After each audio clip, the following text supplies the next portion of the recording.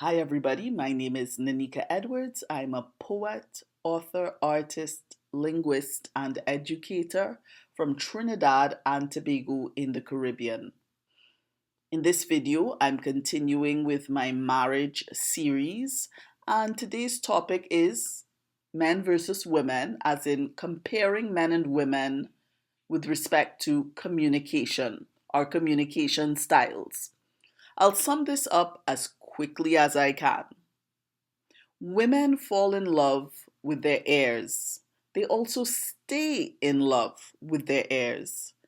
Guys, keep romancing your wife with quote and unquote sweet nothings that are really big somethings to her, even after the honeymoon gives way to the actual work of building something beautiful. Women are also talkers. No way. You gotta be kidding me. They need husbands who listen and love them by being fully tuned in, like the way German Shepherd puppies cock their head and ears as if trying really hard to get something. No, I don't mean that literally. I can see it now. Men may not always match the verbosity of their wives, but men are still highly observant and sensitive. Ladies, you would be surprised. A man's silence could be him really saying, I'm taking the time and care to really process what you've shared with me because that's how much I care about you. Silence does not necessarily mean disinterest. Men, you can help your wife not feel annoyed, when they feel like they're getting, the response of silence. In those instances, men, you can help your wife not feel annoyed by telling her exactly that. Just let her know that, I'm just processing, I'm thinking about things, but I'll get back to you with an answer.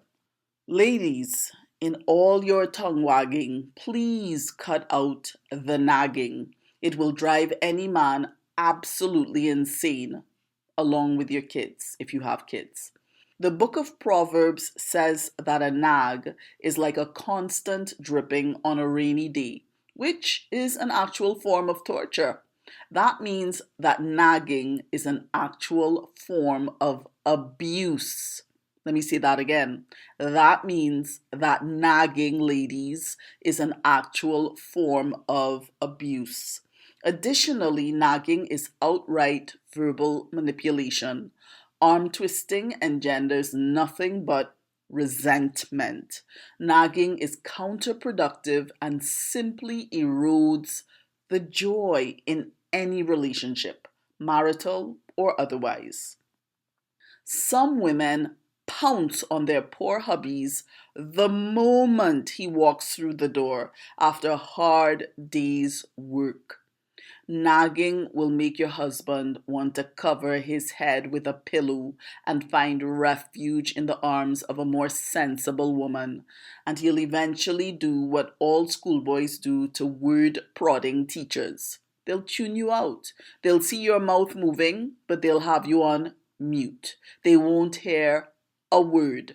Ladies, don't weaponize your tongue. You and your marriage could end up as the main casualties.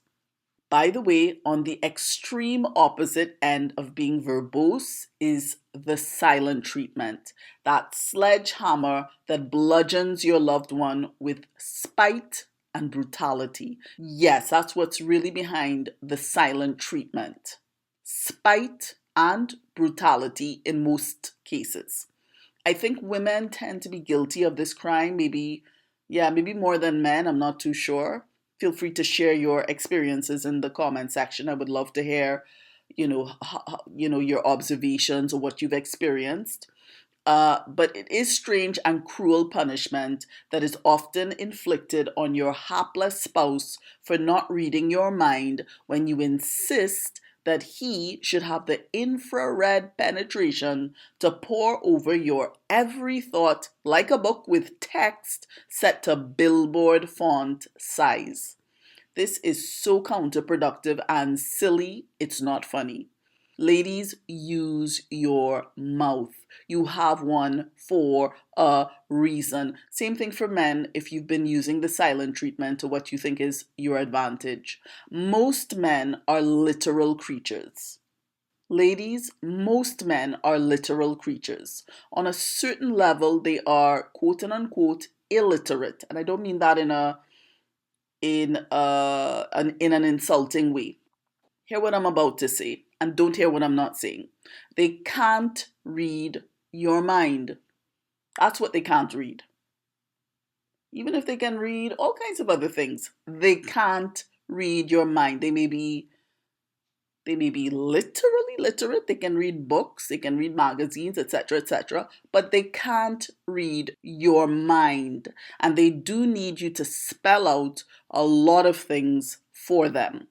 Don't let feminine folly get in the way of marital bliss. Just stoop a little. It's not that hard.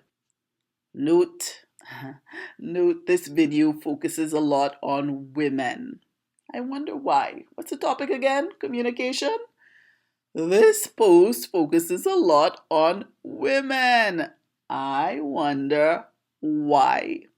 By the way, I think a great song to look at and listen to, to look at the lyrics for and to just listen to would be Therapy. I think that, or I Need Your Therapy. I forget the exact title, by India Ari. It's such a beautiful song about, you know, um, about how men and women communicate with each other within a romantic relationship. It really paints a beautiful picture of that. I'm a big India Ari fan, to be honest, and I really love that song. I Need Your Therapy or Therapy. You can look it up online. Uh, Wonderful song, and I would encourage you to apply these principles if you're married. See how they work, see what results you get. And if you're single, just stick these in your back pocket so you can retrieve them at an appropriate time. I hope that you enjoyed this. If you did, thank you for giving it a thumbs up. And if you'd like to see more content like this, or if you'd like to get more content along the lines of everything that I've been sharing on this channel, then please subscribe. Until next time.